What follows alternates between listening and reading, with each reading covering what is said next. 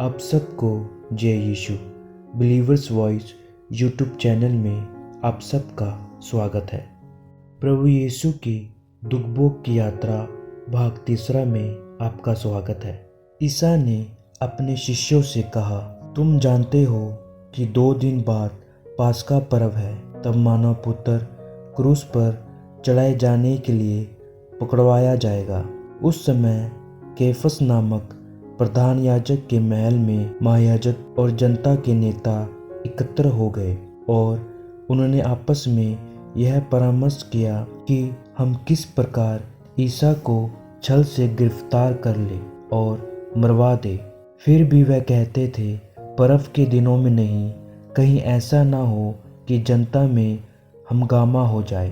तब 12 में से एक यूदस इस्करियोती नामक व्यक्ति ने महायाजकों के पास जाकर कहा, यदि मैं ईसा को आप लोगों के हवाले कर दूं तो आप मुझे क्या देने को तैयार हैं? उन्होंने उसे चांदी के 30 सिक्के दिए। उस समय से यूदस ईसा को पकड़वाने का अवसर ढूंढता रहा। पास्का की तैयारी। भीख में रोटी के पहले दिन शिष्य ईसा के पास आकर बोले, आप क्या चाहते हैं, हम कहाँ आपके लिए पास्का भोज की तैयारी करें? ईसा ने उत्तर दिया, शहर में अमुक के पास जाओ और उससे कहो, गुरुवर कहते हैं, मेरा समय निकट आ गया है। मैं अपने शिष्यों के साथ तुम्हारे यहाँ पास्का का भोजन करूँगा। ईसा ने जैसा आदेश दिया, शिष्यों ने वैसा ही किया और पास्का भोज की तैयारी कर ली। संध्या हो जाने पर ईसा 12 शिष्यों के साथ भोजन करने बैठे। उनके भोजन करते समय ईसा ने कहा, मैं तुम लोगों से यह कहता हूँ, तुम में से ही एक मुझे पकड़वा देगा। वह बहुत उदास हो गए और एक एक कर उनसे पूछने लगे, प्रभु, कहीं वह मैं तो नहीं हूँ? ईसा ने उत्तर दिया, जो मेरे साथ थाली में खाता है वह मुझे पकड़वा देगा।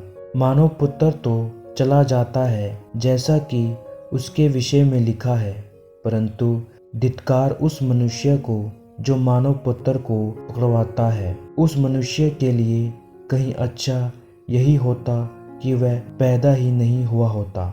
ईसा के विश्वासघाती यूदस ने भी उनसे पूछा, गुरुवर, कहीं वह मैं तो नहीं हूँ? ईसा ने उसे उत्तर दिया, तुमने ठीक ही कहा।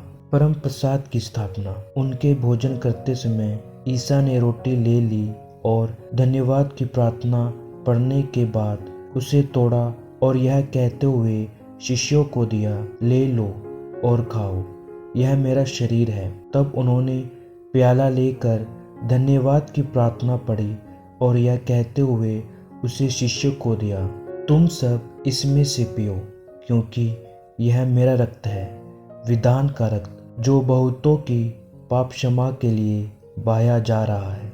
मैं तुम लोगों से कहता हूँ, जब तक मैं अपने पिता के राज्य में तुम्हारे साथ नवीन रस ना पी लूँ, तब तक मैं दाग का यह रस फिर नहीं पीऊँगा। भजन गाने के बाद वह जैतून पहाड़ चल दिए। उस समय ईसा ने उनसे कहा, इसी रात को तुम सब मेरे कारण विचलित हो जाओगे, क्योंकि यह लिखा है, मैं चरवाहों को मारूंगा और झुंड की भेड़ें तितर बितर हो जाएगी। किंतु अपने पुनरुत्थान के बाद मैं तुम लोगों से पहले गलीलिया जाऊंगा। इस पर पेतरुस ने ईसा से कहा, आपके कारण चाहे सभी विचलित हो जाए, किंतु मैं कभी विचलित नहीं होऊंगा। ईसा ने उसे उत्तर दिया, मैं तुमसे यह कहता हूँ, इसी रात को मुर्गे के बांग देने से पहले ही तुम मुझे 3 बार अस्वीकार करोगे। पेतरुस ने उनसे कहा, मुझे आपके साथ चाहे मरना ही क्यों न पड़े, मैं आपको कभी अस्वीकार नहीं करूंगा। और सभी शिष्यों ने यही कहा। जब ईसा अपने शिष्यों के साथ गतसमनी नामक बारी पहुंचे तो वह उनसे बोले, तुम लोग यहाँ बैठे रहो, मैं तब तक वहाँ प्रार्थना करने जाता हूँ। वह पेतरुस और जेबेदी के 2 पुत्रों को अपने साथ ले गए। वह उदास तथा व्याकुल होने लगे और उनसे बोले, मेरी आत्मा इतनी उदास है कि मैं मरने को हूँ, यहाँ ठहर जाओ और मेरे साथ जागते रहो। वह कुछ आगे बढ़कर मुंह के बल गिर पड़े और उन्होंने यह कहते हुए प्रार्थना की, मेरे पिता, यदि हो सके तो यह प्याला मुझसे टल जाए, फिर भी मेरी नहीं बल्कि तेरी ही इच्छा पूरी हो। तब वे अपने शिष्यों के पास गए और उन्हें सोया हुआ देखकर पेतरुस से बोले, क्या तुम लोग घंटे भर भी मेरे साथ नहीं जाग सके? जागते रहो और प्रार्थना करते रहो, जिससे तुम परीक्षा में ना पड़ो। आत्मा तो तृप्त है परंतु शरीर दुर्बल। वे फिर दूसरी बार गए और उन्होंने यह कहते हुए प्रार्थना की, मेरे पिता, यदि यह प्याला मेरे पिए बिना नहीं टल सकता तो तेरी ही इच्छा पूरी हो। लौटने पर उन्होंने अपने शिष्यों को फिर सोया हुआ पाया, क्योंकि उनकी आंखें भरी थी। वह उन्हें छोड़कर फिर गए और उन्हीं शब्दों को दोहराते हुए उन्होंने तीसरी बार प्रार्थना की।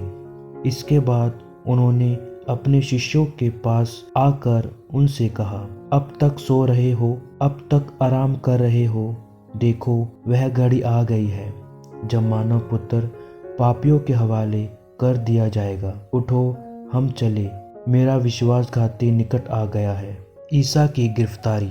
ईसा यह कह ही रहे थे कि 12 में से एक यूदस आ गया। यूदस पलटन और महायाजकों तथा फरीसियों के भेजे हुए प्यादों के साथ वहां आ पहुंचा। वह लोग लालटेन, मशाले और हथियार लाए थे। ईसा यह जानकर कि मुझ पर क्या क्या बीतेगी आगे बढ़े और उनसे बोले, किसे ढूंढते हो? उन्होंने उत्तर दिया, ईसा नाजरी को। ईसा ने उनसे कहा, मैं वही हूँ। वहाँ उनका विश्वासघाती यूदस भी उन लोगों के साथ खड़ा था। जब ईसा ने उनसे कहा, मैं वही हूँ, तो वह पीछे हटकर भूमि पर गिर पड़े। ईसा ने उनसे फिर पूछा, किसे ढूंढते हो? वह बोली, ईसा नाजरी को। इस पर ईसा ने कहा, मैं तुम लोगों से कह चुका हूँ कि मैं वही हूँ। यदि तुम मुझे ढूंढते हो तो इन्हें जाने दो। यह इसलिए हुआ कि उनका यह कथन पूरा हो जाए, तूने मुझको जिन्हें सौंपा, मैंने उनमें से एक का भी स्वर्नाश नहीं होने दिया। उस समय सिमोन पेतरुस ने अपनी तलवार खींच ली और प्रधान याजक के नौकर पर चलाकर उसका दाहिना कान उड़ा दिया। उस नौकर का नाम मलखुस था। ईसा ने पेतरुस से कहा, तलवार म्यान में कर लो। जो प्याला पिता ने मुझे दिया है, क्या मैं उसे नहीं पीऊं? जो तलवार उठाते हैं वह तलवार से मरते हैं। क्या तुम यह समझते हो कि मैं अपने पिता से सहायता नहीं मांग सकता? तब क्या वह अभी मेरे लिए स्वर्गदूतों की 12 से भी अधिक सेनाएं नहीं भेज देगा? लेकिन तब धर्म ग्रंथ कैसे पूरा होगा? इसमें तो लिखा है कि ऐसा ही होना आवश्यक है। ईसा ने उस नौकर का कान छूकर उन्होंने उसे अच्छा कर दिया। इसके बाद ईसा ने भीड़ से कहा, क्या तुम लोग मुझे डाकू समझते हो, जो तलवारें और लाठियां लेकर मुझे पकड़ने आए हो? मैं तो प्रतिदिन मंदिर में बैठकर शिक्षा दिया करता था, फिर भी तुमने मुझे गिरफ्तार नहीं किया। यह सब इसलिए हुआ कि नबियों ने जो लिखा है वह पूरा हो जाए। तब सभी शिष्य ईसा को छोड़कर भाग गए। तब उन्होंने ईसा को गिरफ्तार कर लिया और उन्हें ले जाकर प्रधान याजक के यहाँ पहुँचा दिया। पेतरुस कुछ दूरी पर उनके पीछे पीछे चला। लोग प्रांगण के बीच में आग जलाकर उसके चारों ओर बैठ रहे थे। पेतरुस भी उनके साथ बैठ गया। एक नौकरानी ने आग के प्रकाश में पेतरुस को बैठा हुआ देखा और उस पर दृष्टि गाड़ कर कहा, यह भी उसी के साथ था।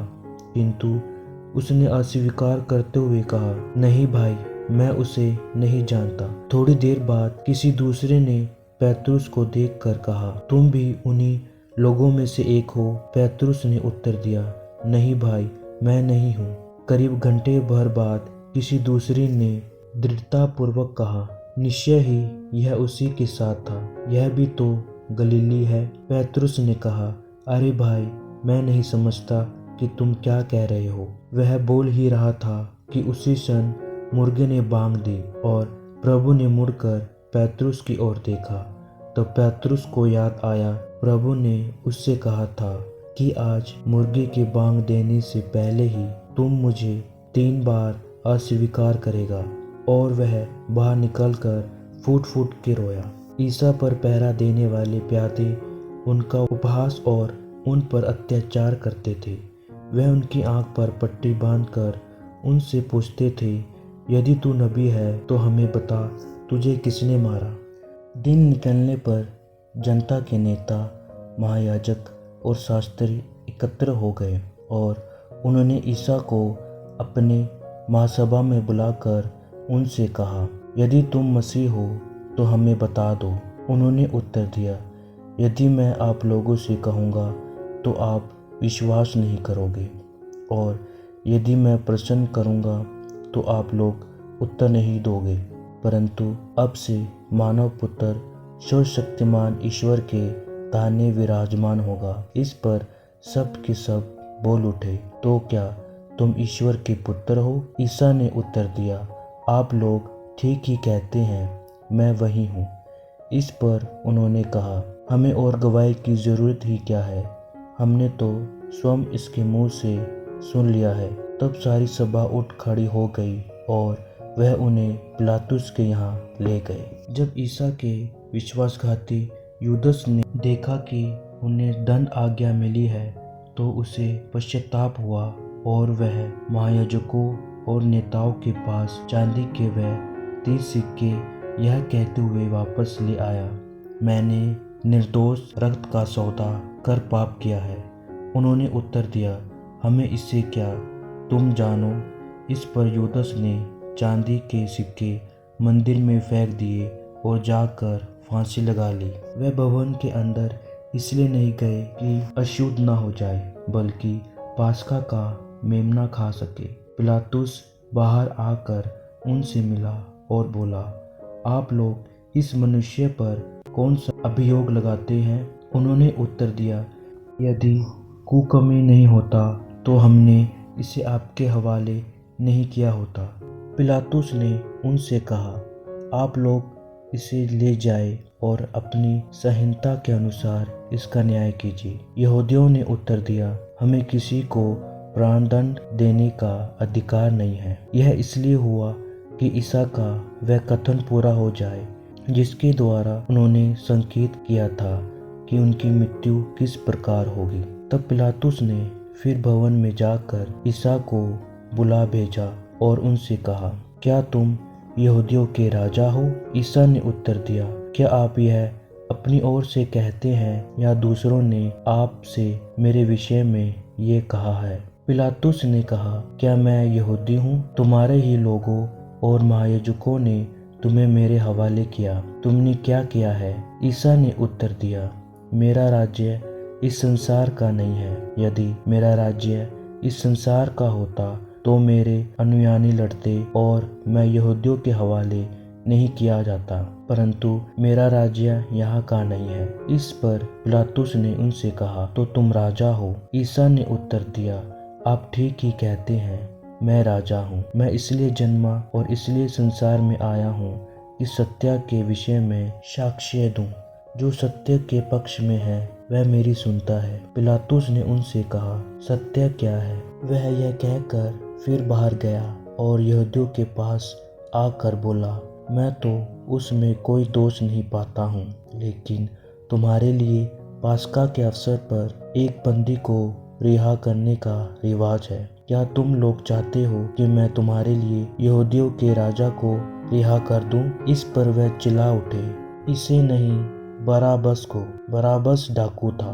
बराबस शहर में हुए विद्रोह के कारण तथा हत्या के अपराध में कैदी किया गया था।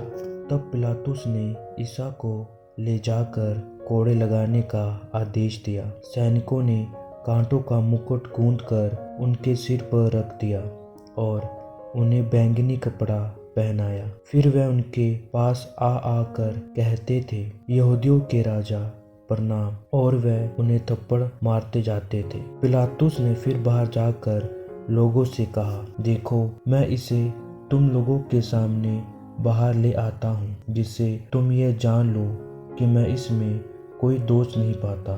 तब इसाकाटों का मुकुट और बैंगनी कपड़ा पहने बाहर आए। पिलातुस ने लोगों से कहा, यही है वह मनुष्य। महायाजक और प्यादे उन्हें देखकर चिल्ला उठे, इसे क्रूस दीजिए, इसे क्रूस दीजिए। पिलातुस ने उनसे कहा, इसे तुम ही ले जाओ और क्रूस पर चढ़ाओ, मैं तो इसमें कोई दोष नहीं पाता। यहूदियों ने उत्तर दिया, हमारी एक संहिता है और इस संहिता के अनुसार यह प्राणदंड के योग्य है, क्योंकि इसने ईश्वर का पुत्र होने का दावा किया है। पिलातुस यह सुनकर और भी डर गया। उसने फिर भवन के अंदर जाकर ईसा से पूछा, तुम कहाँ के हो? किंतु ईसा ने उसे उत्तर नहीं दिया। इस पर पिलातुस ने उनसे कहा, तुम मुझसे क्यों नहीं बोलते? क्या तुम यह नहीं जानते कि मुझे तुमको रिहा करने का भी अधिकार है और तुमको क्रूस पर चढ़वाने का भी? ईसा ने उत्तर दिया, यदि आपको ऊपर से अधिकार ना दिया गया होता तो आपका मुझ पर कोई अधिकार नहीं होता। इसलिए जिसने मुझे आपके हवाले किया वह अधिक दोषी है। इसके बाद पिलातुस ईश्वर को मुक्त करने का उपाय ढूंढता रहा, परंतु यहूदी यह कहते हुए चिल्लाते रहे, यदि आप उसे रिहा करते हैं तो आप कैसर के हितैषी नहीं हैं। जो अपने को राजा कहता है वह कैसर का विरोध करता है। यह सुनकर पिलातुस ने ईसा को बाहर ले आने का आदेश दिया। वह अपने न्यायासन पर उस जगह जो लिथुस स्त्रोतस और इब्रानी में गबथा कहलाती है बैठ गया। पास्का की तैयारी का दिन था, लगभग दोपहर का समय था। पिलातुस ने यहूदियों से कहा, यही है तुम्हारा राजा। इस पर वह चिल्ला उठे, ले जाइए, ले जाइए, इसे क्रूस दीजिए। पिलातुस ने उनसे कहा, क्या मैं तुम्हारे राजा को क्रूस पर चढ़वा दूं? महायाजकों ने उत्तर दिया, कैसर के सिवा हमारा कोई राजा नहीं। जब पिलातुस ने देखा मेरी एक भी नहीं चलती, उल्टे हंगामा होता जा रहा है, तो उसने पानी मंगाकर लोगों के सामने हाथ धोए और कहा, मैं इस धर्म आत्मा के रक्त का दोषी नहीं हूँ, तुम लोग जानो। और सारी जनता ने उत्तर दिया, इसका रक्त हम पर और हमारी संतान पर। इस पर पिलातुस ने उनके लिए बराबास को मुक्त कर दिया और ईसा को क्रूस पर चढ़ाने के लिए उनके हवाले कर दिया। अगर आपको यह वीडियो पसंद आई, like and subscribe believers voice YouTube channel. मिलते हैं नेक्स्ट पार्ट में।